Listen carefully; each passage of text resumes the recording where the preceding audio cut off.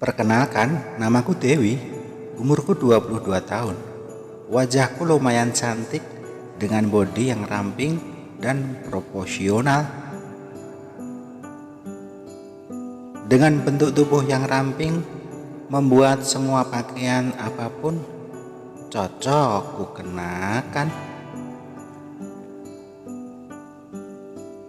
Kurapikan kemejaku, rambutku yang lurus sudah kusisir rapi.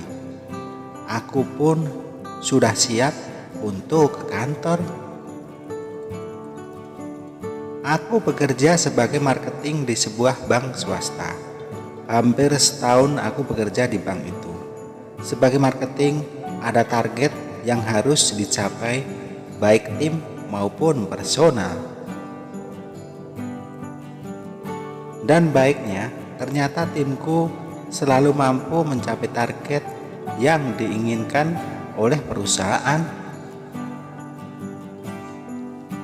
Sebagai bentuk penghargaan atas kerja keras kami, atasan kami akan mengadakan party di diskotik.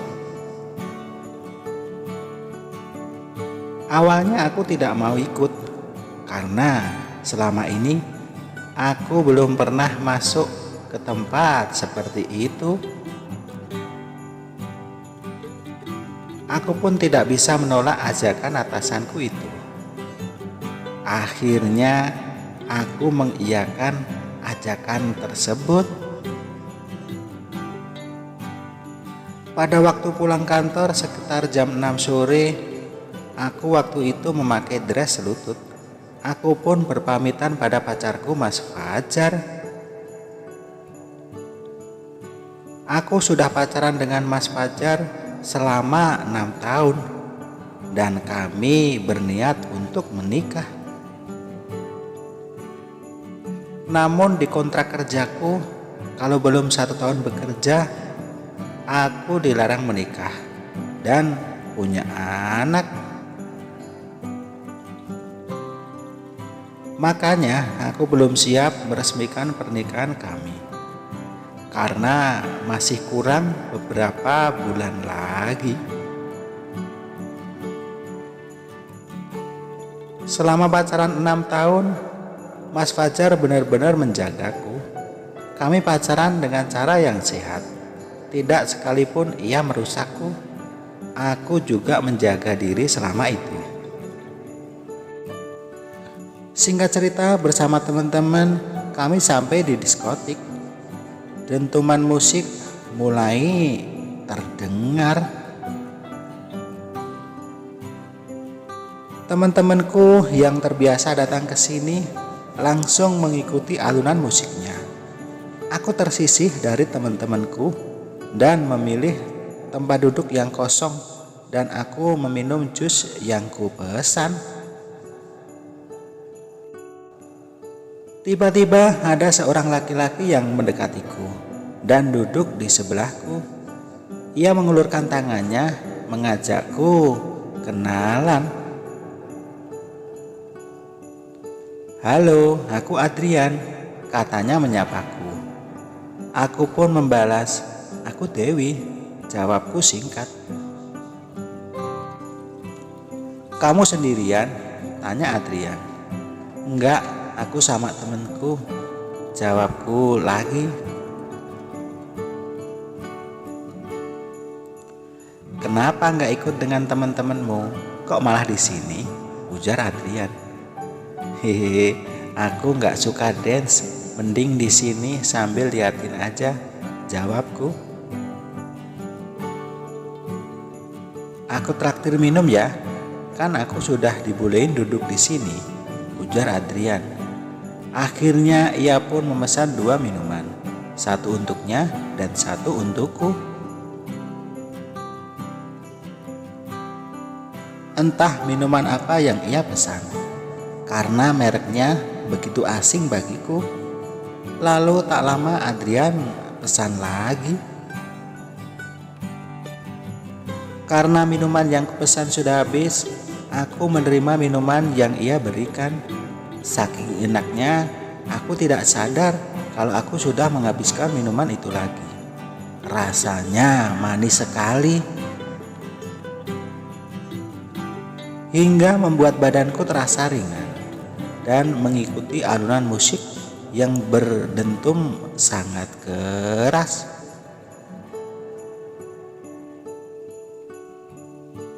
Aku menatap orang itu. Umurnya mungkin sekitar 28 tahun lebih dan kelihatannya sudah dewasa. Singkat cerita, entah kenapa hari sudah pagi dan aku berada di sebuah kamar. Kubuka mataku dan kepalaku masih terasa pusing.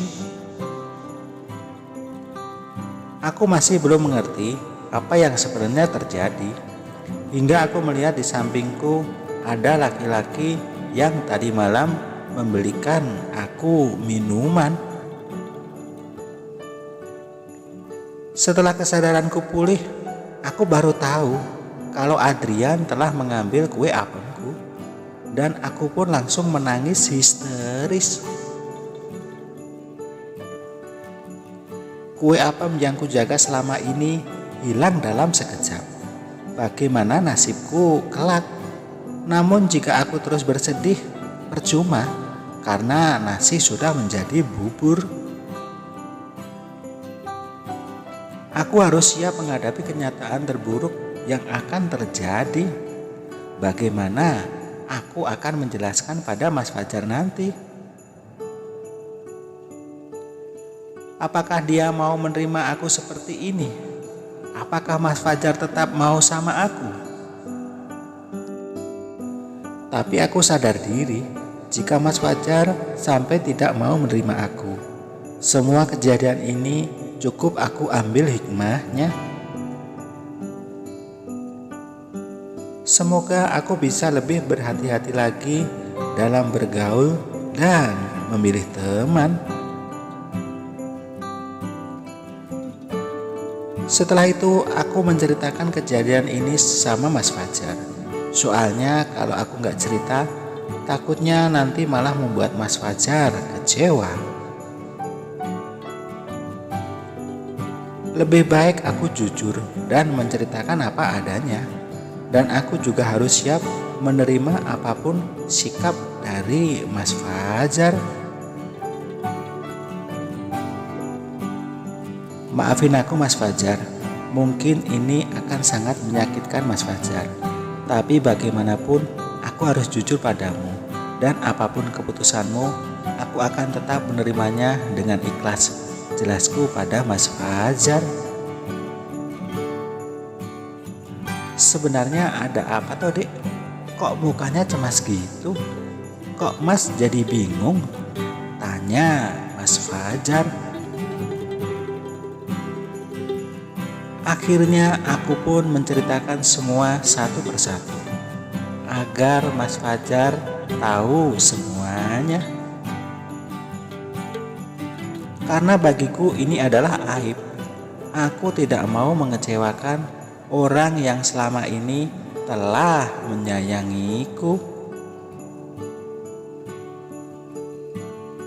Dan setelah aku ceritakan semua kejadian itu, Mas Fajar akhirnya mau mengerti. Dan dia cuma bilang, ini bukan salahmu.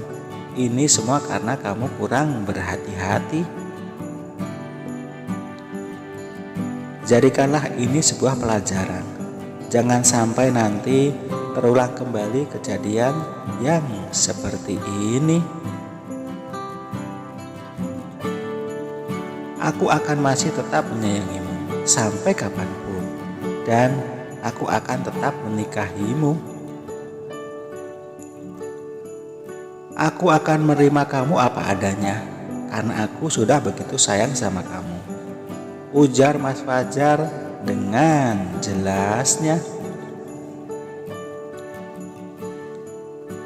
Mendengar jawaban Mas Fajar, aku menangis terharu. Dan akhirnya aku pun merasa lega. Mas Fajar masih mau menerima aku.